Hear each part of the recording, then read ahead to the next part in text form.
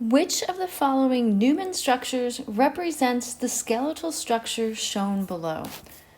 So we want to recognize that all of our skeletal structures that we see here are all staggered conformations. And that's because whenever we have this normal zigzag backbone of our alkane, we have inherently drawn the staggered conformation. So I want to start by looking at the Newman staggered conformation and just drawing the framework. So I'm going to draw this the way that we have all of our options down here. And so we want to analyze what's going to go where in this framework. So what we're looking at here, to this front carbon atom, to the back carbon atom, and then continuing down, these are all the carbon atoms that are in the plane. So those are the carbon atoms of this backbone from our Newman structure. And so what we want to do when we're converting this Newman structure to a skeletal structure is, because we've picked it up and are looking on the end, we basically have to turn it over. And so what we're going to do is we're going to flip it over so that everything on this side will be going into the plane, facing away from us. So that means it'll be on a dash bond. And then everything on the other side then will be facing out of the plane.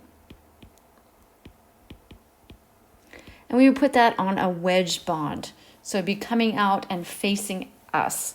So what we want to do is we want to number our carbon chain to make sure that we have them all represented in our final structure. So we've got a 5 carbon atom backbone. The bond that we're going to be looking down is the bond between the two stereocenters, so between carbons 2 and 3.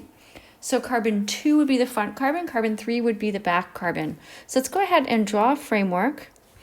And we can see, if we look at this, the bond that's in the plane is pointing up. So we're going to make sure that the bond we put off that center carbon is pointing up. And then we'll have one bond pointing to the side and one bond pointing to the other side. And so if we come back to our framework, we see anything on the left-hand side is going into the plane. So if we had anything on carbon 2 and a dash bond, it would be going into the plane. So you may think at first glance that you don't have anything there, but if you remember, carbon must have 4 bonds.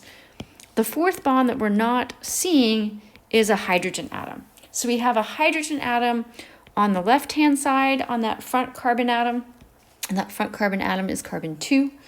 And then on sticking out of the plane, we can see that we have that alcohol. So that's our front carbon atom. And so then moving to the back carbon atom, now we see we have the chain continuing down. It's 2 carbon atoms.